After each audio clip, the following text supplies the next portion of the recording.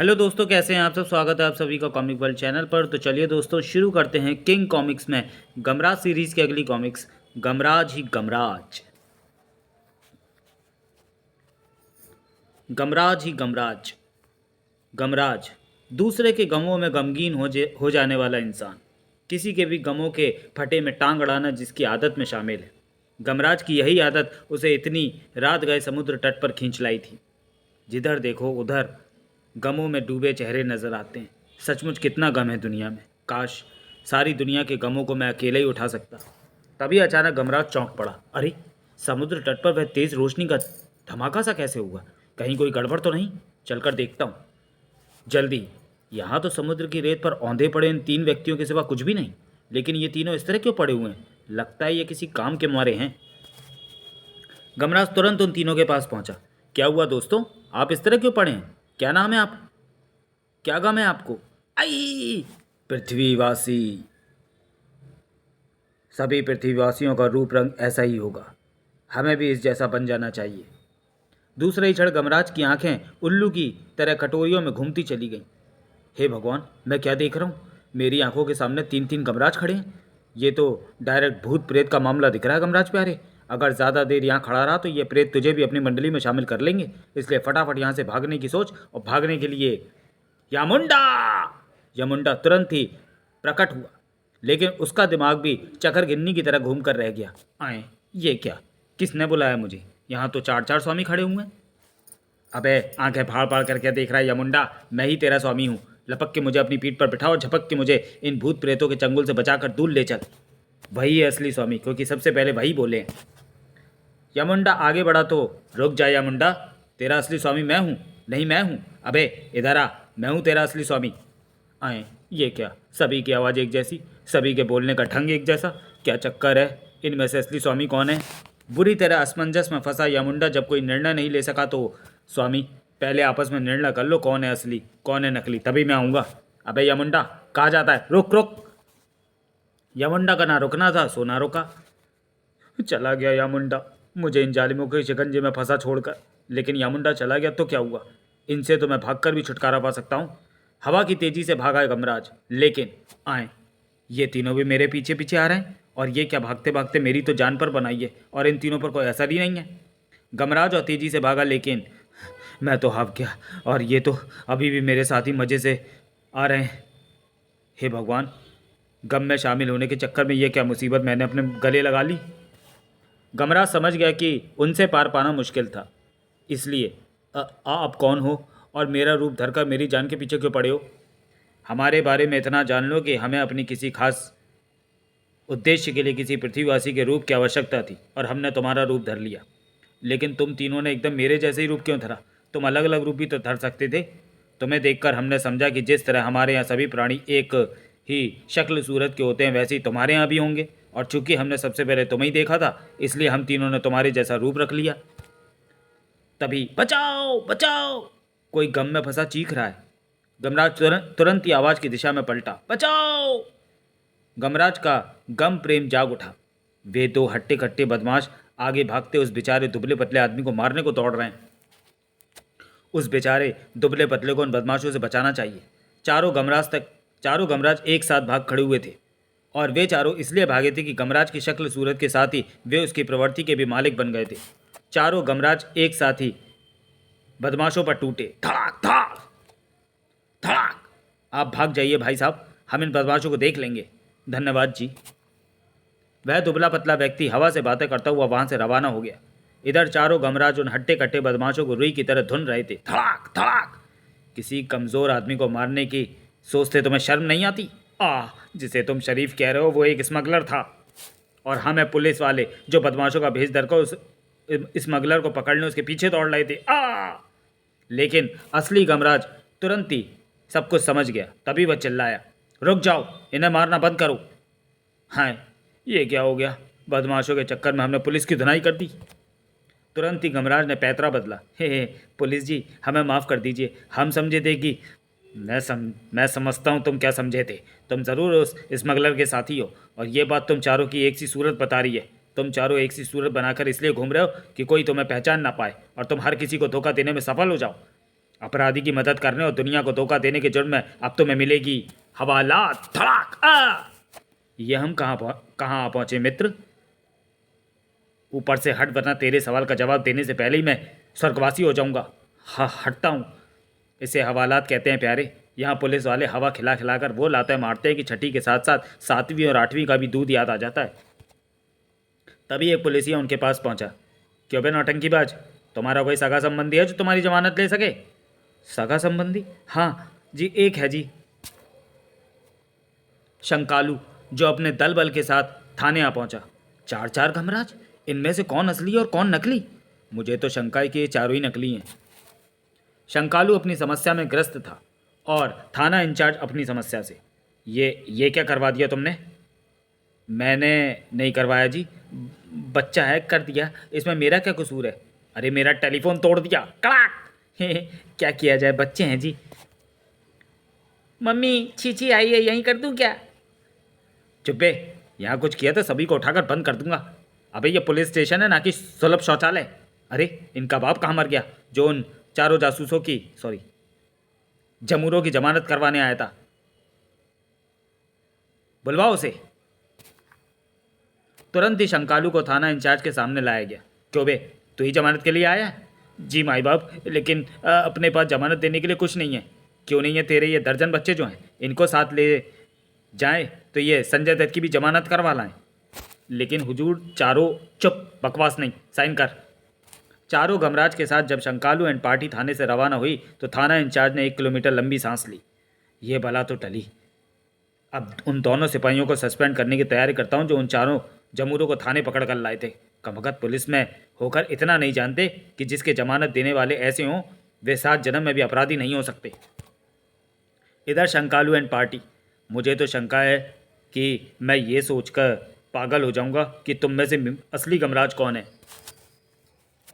हमारे लिए तो ये अच्छा ही है, पहले हमें तंग करने के लिए एक ही गमराज अंकल मिलते थे, अब 4 होंगे। क्यों मेरी मिट्टी पलीत करने पर तुले हुए हो? सच्चाई बता, क्यों नहीं देते?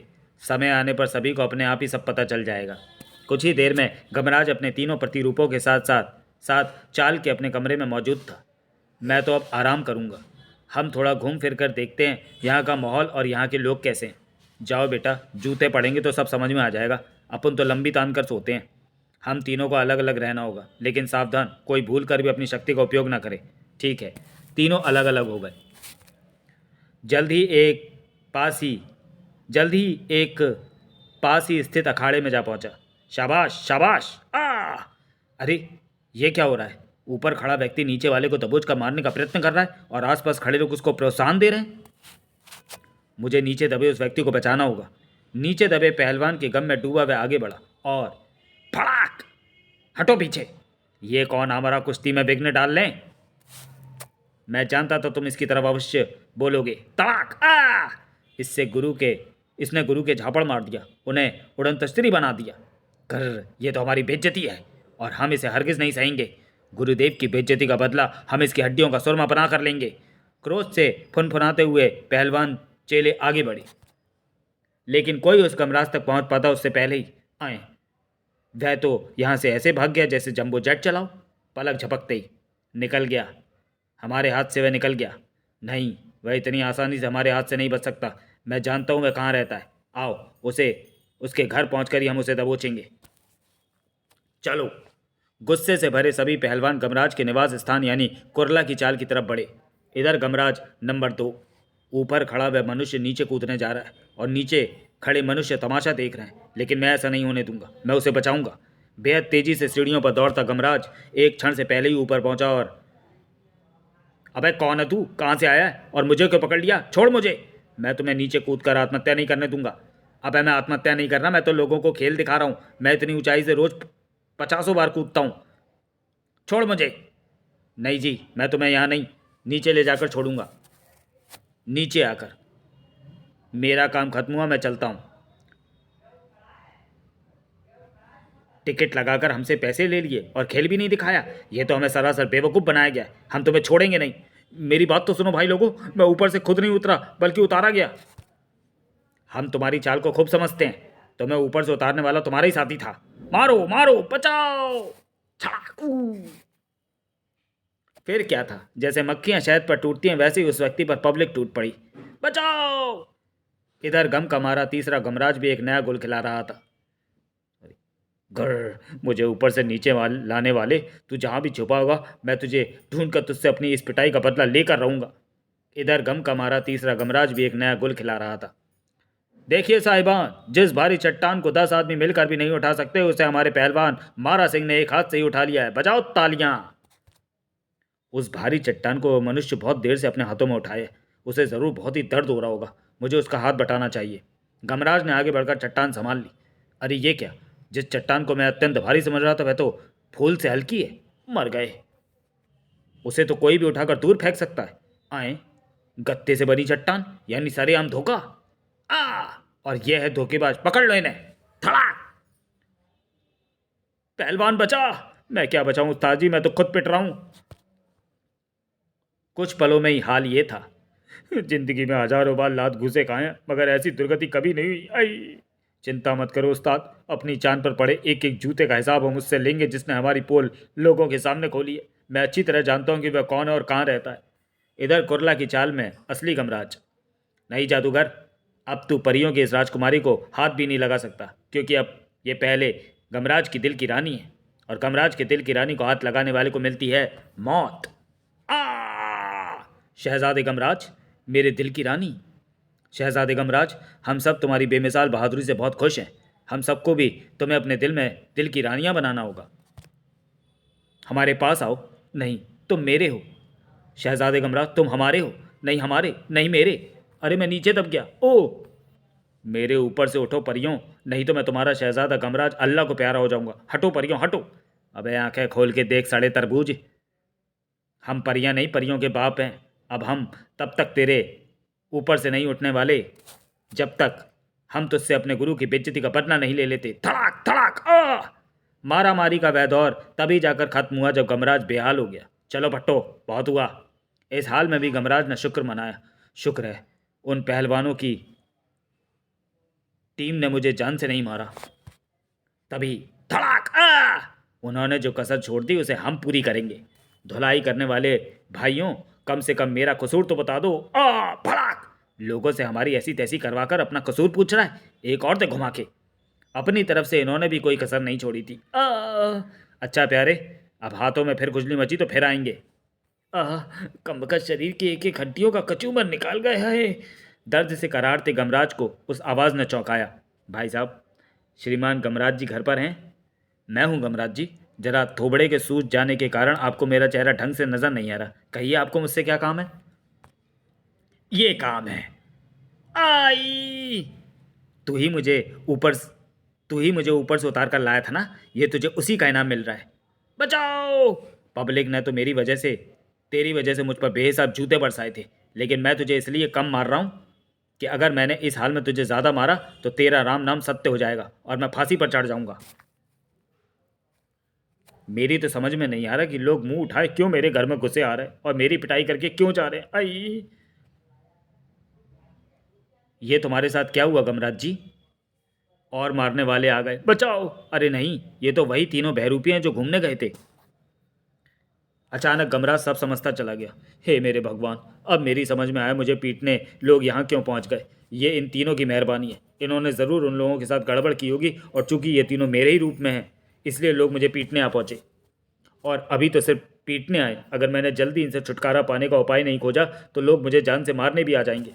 और कोई उपाय खोजने के लिए मुझे तुरंत ही अपने एकमात्र घनिष्ठ मित्र शंकालू से मिलना होगा।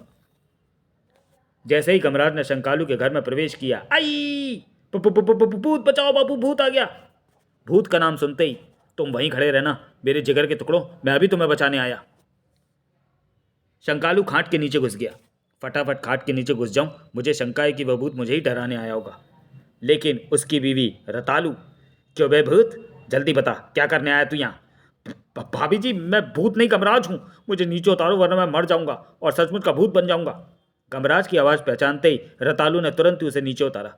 गमराज भैया, ये तो सचमुच तुम हो, लेकिन तुम्हारा ये हाल कैसे? ये बहुत लंबी कहानी है। शंकालू को भी बुलाओ, मैं चाहता हूँ आपके साथ वह भी सब कुछ जान ले। कहाँ है शंकालू? मैं यहाँ हूँ। आए, तुम खाट के नीचे क्या कर रहे हो जी? अपने सड़दादा का दिया हुआ ये जूता ढूंढ रहा था। मेरे दादा ने कहा था कि इससे भूत डर कर भाग जाते हैं। कहाँ है वह कमकत भूत? मैं भी उसे भगाता हूँ। यहाँ कोई भूत नहीं है, ये मैं हूँ गमराज। मेरा हुलिया देखकर बच्चे डर गए थे। फिर तो प्यारे अपने इस हुलिये में मुझे एक फ़ोटो दे दे, बच्चों को डराने के काम आएगी। फिर गमराज ने सारी कहानी शंकालू और उसकी पत्नी रतालू को बता दी। सब कुछ सुनकर अगर जल्दी उन तीनों गमराजों से छुटकारा नहीं पाया गया तो समझ ले तेरा तो राम नाम सत्य हो गया। छुटकारा पाने का उपाय सोचने ही तो तेरे पास आया हूँ। दोनों चाल से बाहर आ गए और लगे कोई उपाय सोचने में, लेकिन वे अपने ऊपर मंडराते इस खतरे से बेखबर थे। ध्यान से देख लो, यही है शंकालू और गमराज नाम के वे दो जमूरे जिनकी वजह से पिछली बार हमारे दादा परदादाओं के ज़माने की ये चाल खाली होते होते रह गई थी। इन दोनों को खलास कर दो, फिर कोई हमारे रास्ते में अड़चन नहीं बनेगा। दाम जी ने तुम्हारे से सुपारी लिया है बाप। तुम बोला खलास तो समझ लो खलास। दाम जी और इसके साथियों ने गमराज और शंकालू को जा घेरा। कौन हो भाई तुम? क्या चाहते हो? सयाने, अपन का नाम दाम जी है और अपन तुम दोनों के पेट की हथड़ियों को निकाल कर सड़क पर फेंकना मांगता है। और ये काम अपन करके छोड़ेगा क्योंकि अपन ने इस काम की सुपारी ली है। चाकू देखते ही गमराज और शंकालू की सिट्टी पिट्टी गुम हो गई। वे जान छोड़कर चाल की तरफ भाग खड़े हुए। पकड़ो रे चपड़ घच्चुओं, बचकर नहीं जाने चाहिए। दाम जी के साथियों ने गमराज और शंकालू को ज़्यादा दूर नहीं भागने दिया। आई बचाओ बचाओ! नहीं, छोड़ दो मुझे। मुझे कुछ हो गया तो मेरी बीवी मुझे बहुत मारेगी। अब तो इनसे बचने का एक ही चारा है कि मैं चिल्लाऊं। गमराज की आवाज़ सुनकर चाल में से बाहर निकले लोगों के होश गुम हो गए। ओह, दाम जी और उसके आदमी! हमें गमराज और शंकालू को उनसे बचाना चाहिए। हाँ, बचाना तो चाहिए, पर लेकिन मैं टॉयलेट होकर अभी आया, तब तक तुम उन्हें बचाओ।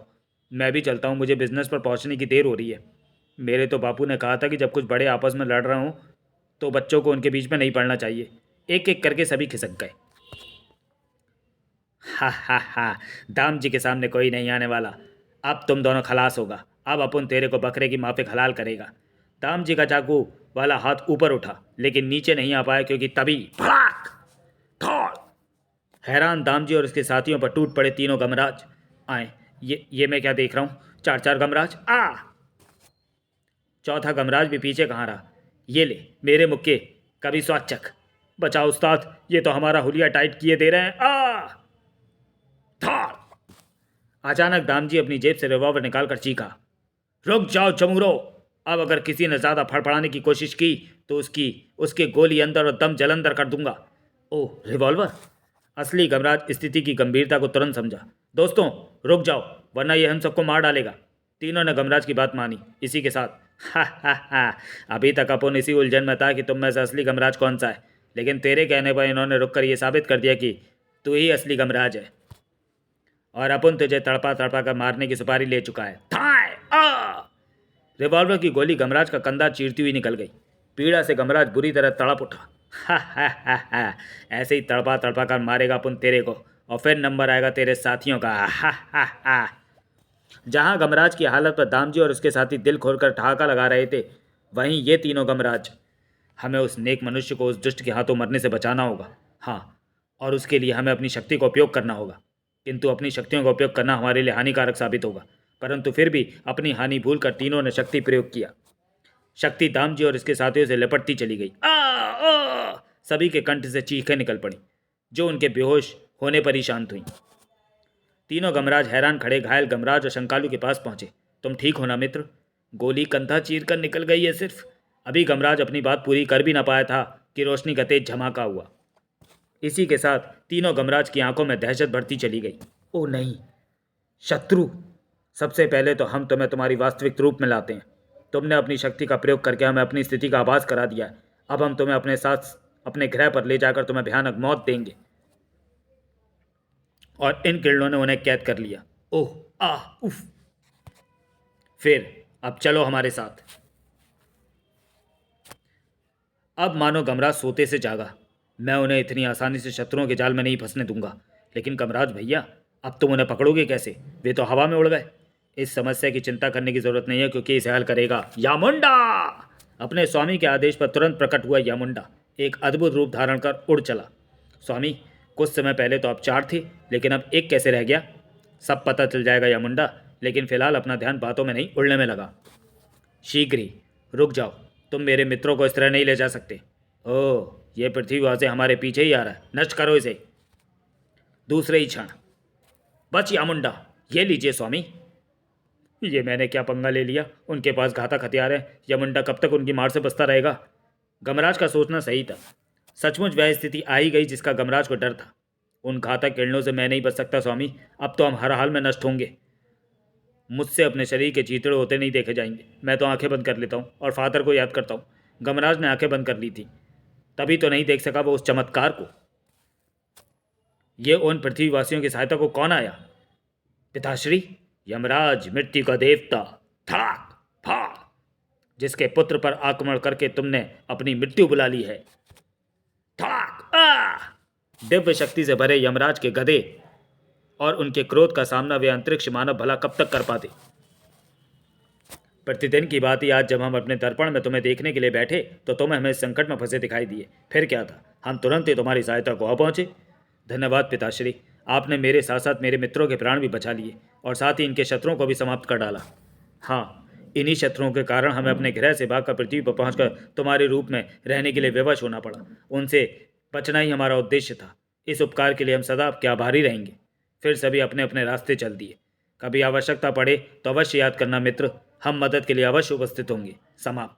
तो चलिए दोस्तों, वीडियो को यहीं समाप्त करते हैं और मिलते हैं गमराज सीरीज़ की अगली कॉमिक्स कौआ जी में। तब तक के लिए धन्यवाद।